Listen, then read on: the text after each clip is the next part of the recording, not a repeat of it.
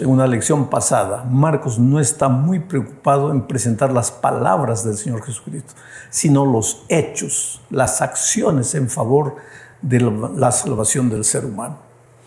Pero Marcos registra 5 parábolas. Es poco en relación a las parábolas que Mateo, por ejemplo, presenta. Mateo menciona muchas, pero Marcos solo 5.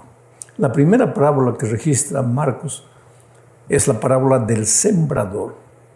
Y una lección que tenemos que aprender aquí es que comunicación no es lo que tú dices, sino lo que el otro entiende. ¿Por qué el Señor Jesucristo presentaba parábolas? Porque conceptos son conceptos, entran y se van. Pero parábolas son ilustraciones que permanecen en la mente y en el corazón de las personas. Parábolas son figuras que ayudan a reflexionar. Porque generalmente las parábolas tienen que ver con cosas que las personas conocen. Y entonces los conceptos teóricos, cuando relacionados con la vida práctica, echan más raíces en la mente de los oyentes. Jesús, por eso, presentaba parábolas. Y la primera parábola está registrada en Marcos capítulo 4, versículos 1 al 3. Leo. Otra vez comenzó Jesús a enseñar. Interesante. Otra vez comenzó Jesús a enseñar. Que la enseñanza fue parte del ministerio del Señor Jesucristo. Él vino no solo a enseñarnos que hay que orar, Él vino a enseñarnos cómo orar. Él no vino solo a enseñarnos que hay que vivir vidas santas. Él vino a enseñarnos cómo se hace para vivir una vida coherente. Él era un maestro, le gustaba enseñar. Entonces, sigo leyendo el texto. Otra vez comenzó Jesús a enseñar junto al mar. Enseñaba en la sinagoga, enseñaba junto al mar, enseñaba en las casas, enseñaba en todo lugar. Porque todo momento y todo lugar nosotros podemos aprovechar el tiempo para enseñar. Aún trabajando podemos enseñar. Aún comprando podemos enseñar. Aún comiendo podemos enseñar. Leo el texto. Otra vez comenzó Jesús a enseñar junto al mar y se reunió alrededor de él mucha gente, tanto que entrando en una barca se sentó en ella en el mar y toda la gente estaba en tierra junto al mar. Y les enseñaba por parábolas muchas cosas y les decía en su doctrina: oíd, he aquí el sembrador salió a sembrar. Enseguida, el Señor Jesús presenta la parábola. Y la parábola del sembrador, pues tú la conoces muy bien. Un sembrador salió a sembrar. Y parte de la semilla cae en el camino. El camino, pues por ahí anda la gente, transitan los carros, las carretas, los caballos, los animales. Y la tierra se queda dura. La semilla cae y no penetra porque el suelo está duro, no fue arado, es camino. Entonces vienen los pájaros que simbolizan a Satanás y se comen la semilla. Y la semilla no produce frutos. Otra parte de la semilla cae encima de las piedras. El polvo que se levanta cuando alguien pasa por el camino cae encima de las piedras, cae encima de las piedras. Y en poco tiempo encima de las piedras se forma una especie de camada fina de tierra. Cuando la semilla cae ahí, produce inmediatamente. Pero como no tiene fondo, como en el fondo solo hay piedra, pues la pobre semilla, aunque produce, muere, porque no tiene cómo beber agua. Y la planta, la semilla necesita de agua para poder germinar. Germina, pero muere. Otra parte de la semilla cae en el terreno de espinos. Terreno bueno, porque los espinos crecen. Pero cuando la semilla brota, los espinos son más fuertes y la ahogan la semilla. Y finalmente una parte de la semilla cae en tierra buena y produce frutos. A 30, a 60 y a 100. Quiere decir, unas semillas producen a 30, otras a 50, otras a 100. Queridos, nosotros los seres humanos somos tierra. Algunos tierra del camino, donde la palabra nunca entra. Hablas, la palabra no entra. Otros, tierra de las piedras. La palabra entra, germina. En un día la persona se emociona, va al frente, acepta el llamado. La semana siguiente ya se olvidó de todo. ¿Por qué? Porque fue un momento de emoción y nada más. Otros corazones representan el terreno espinoso. La palabra cae, germina, pero las atracciones del mundo, los espinos, son tan grandes que en poco tiempo la semilla muere. Y la semilla también cae en tierra buena y produce frutos a 30, 60 y a 100. Quiere decir, aunque todos recibimos la palabra de Dios en nuestro corazón y somos tierra buena, no todos vamos a producir en la misma cantidad. Unos 30, otros 60, otros 100. Lo triste es que el de 100 mira al de 30 y piensa que ya está bien, demasiado bien. Y la otra cosa triste es que el de 30 mire al de 100 y diga, pues yo nunca voy a llegar a 100. No, tú produce lo que el Espíritu coloca en tu corazón. No te preocupes en estar mirando al hermano, al otro, al pastor. No, tú mira al Señor Jesucristo y sigue caminando con Él. Vamos a la segunda parte de este estudio. Aquí veremos la interpretación de Jesús, la palabra y los 4 tipos de terrenos. El propio Señor Jesucristo explicó parte de lo que yo acabo de mencionar. Marcos 4, 14 y 15 dice: el sembrador es el que siembra la palabra, y estos son los que junto al camino, en quienes se siembra la palabra. Pero después que la oyen, enseguida viene Satanás y quita la palabra que se sembró en sus corazones. La palabra es la semilla. Oh querido, la palabra tiene poder. En el principio, por la palabra de Dios fueron creados los cielos y la tierra.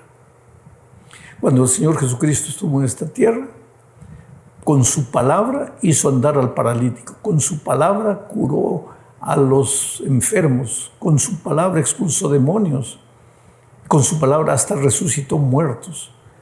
La palabra tiene poder, pero solo tiene poder si tu corazón es tierra buena, si tu corazón fue arado por el Espíritu Santo.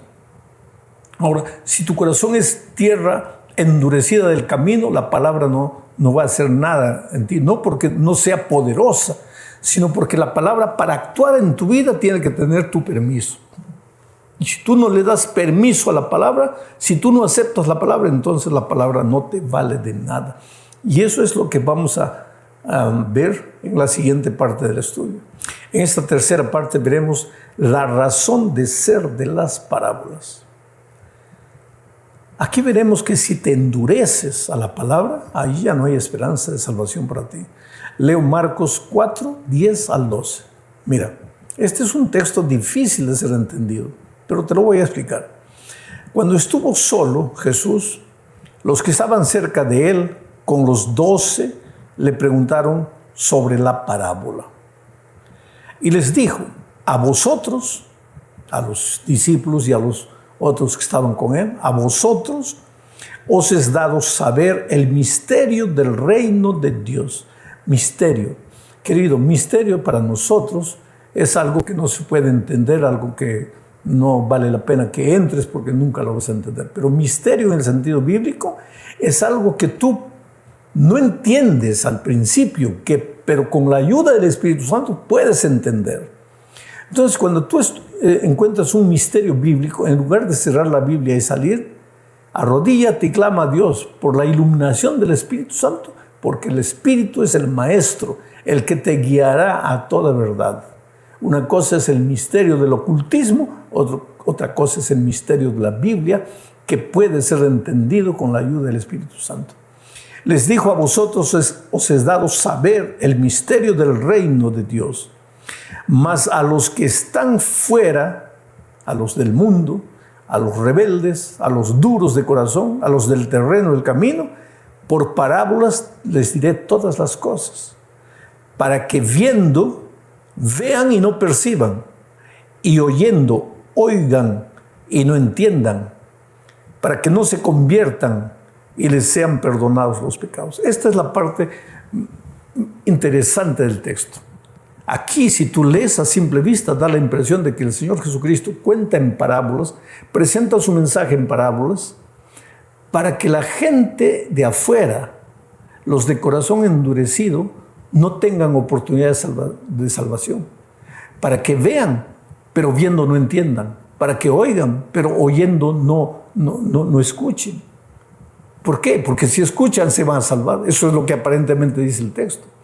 Pero querido, recuérdate que Dios está hablando, que el Señor Jesucristo aquí está hablando a los de corazón endurecido, a esos criticones que lo juzgan, que lo condenan, que lo critican, a esos criticones que están en la iglesia, pero no con el deseo de aprender, sino con el deseo de criticar. Y van endureciendo su corazón poco a poco, porque querido, si tú no eres sensible a la voz de Dios, te endureces.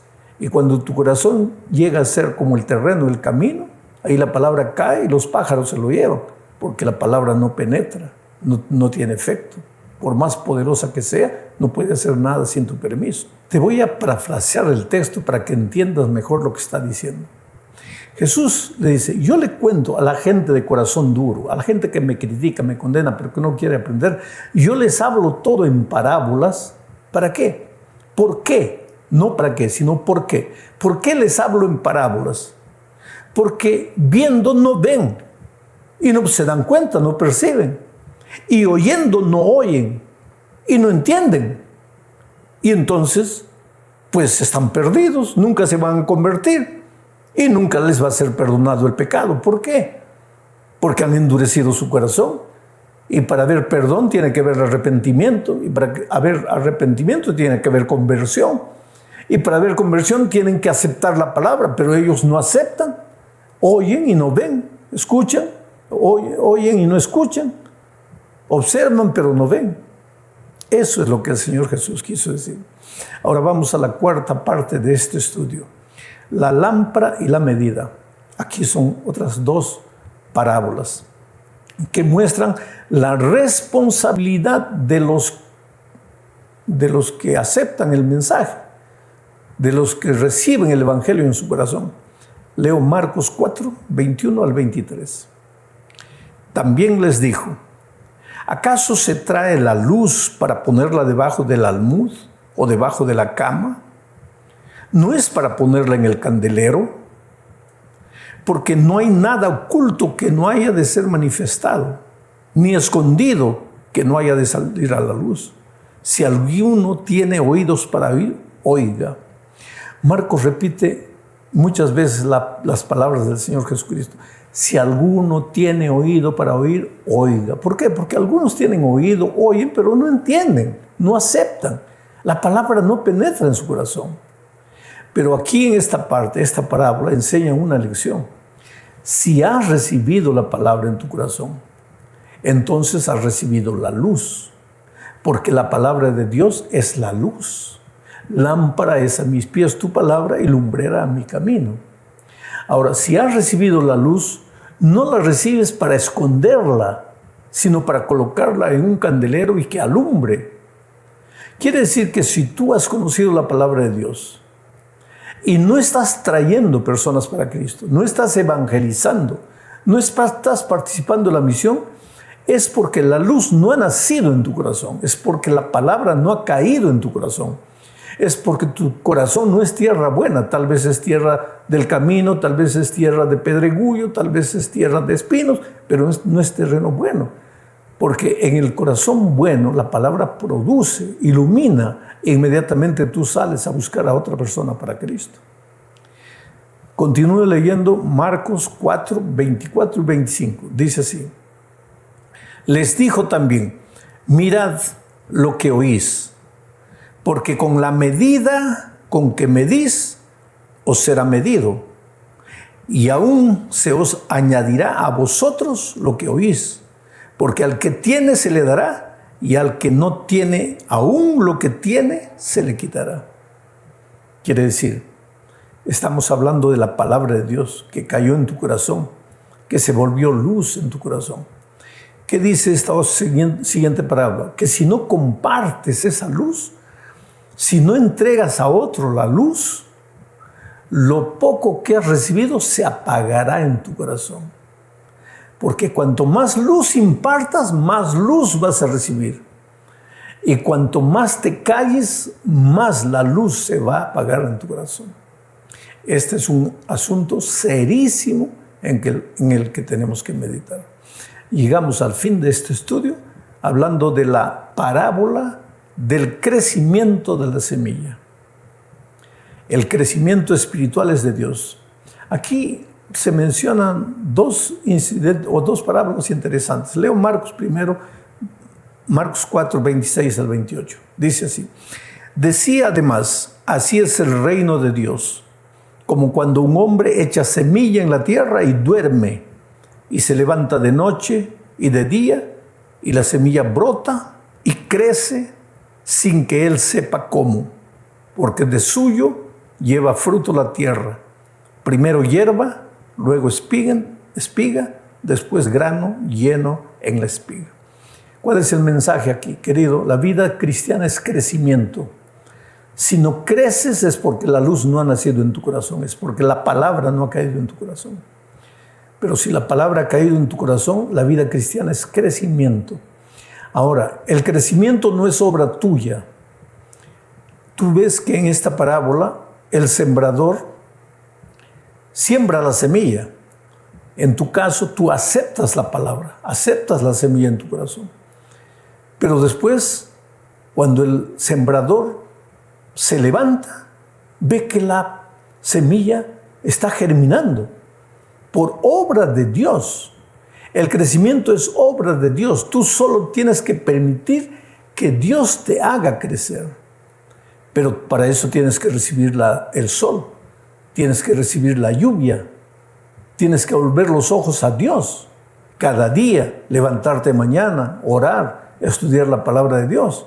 Y cuando tú haces eso, entonces el crecimiento va a ser la obra de Dios en tu vida, en tu corazón. No creces por tus propios esfuerzos. No creces porque cierras los ojos y te dominas para portarte bien. Creces en la medida en que permitas que el sol de justicia brille en tu corazón. Y para completar este pensamiento, se presenta la parábola de la mostaza. Marcos 4, 30 al 32. Leo.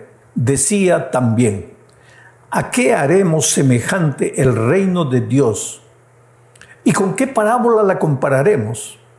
Es como el grano de mostaza, que cuando se siembra en tierra es la más pequeña de todas las semillas que hay en la tierra.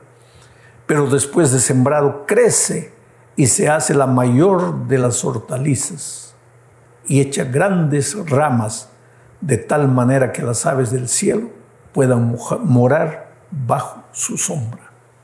La parábola en el reino de Dios, en la iglesia de Dios, en el pueblo de Dios, todo comienza pequeñito como un grano de mostaza, pero no se queda pequeño, porque el crecimiento es la ley del reino de Dios. Cristiano que acepta a Jesucristo comienza como un nené recién nacido, pero no se queda usando pañales en la vida espiritual para el resto de la vida. Tiene que crecer porque el crecimiento es la ley del reino de Dios. Un granito de mostaza sembrado, parece que se enterró, que acabó, pero al día siguiente brota y crece, hasta tornarse un árbol. Y dice que todas las aves del cielo vienen a hacer su nido en sus ramas. El cristianismo comenzó con 12 discípulos, pescadores, hombres rudos, y hoy día el cristianismo inundó el mundo entero. Porque todo nace en el reino de Dios pequeño, pero nace para crecer. El crecimiento tiene que ser una realidad en tu vida. Oh querido, has nacido en el reino de Dios. Felicitaciones. Acabas de ser bautizado. Gloria a Dios. Pero has comenzado. Ahora necesitas crecer. Y no por tus propios esfuerzos. Busca a Dios de mañana, de tarde, de noche. Vive en espíritu de oración. Estudia la palabra de Dios. Y tú vas a ver que el Espíritu Santo va a terminar en ti la obra que ha empezado. Y cuando Cristo venga, vas a ser uno de los ciudadanos del reino de los cielos, uno de los seguidores del Cordero por donde quiera que Él vaya. Un abrazo, mi amigo, que Dios te bendiga ricamente. Felicidades, hasta luego.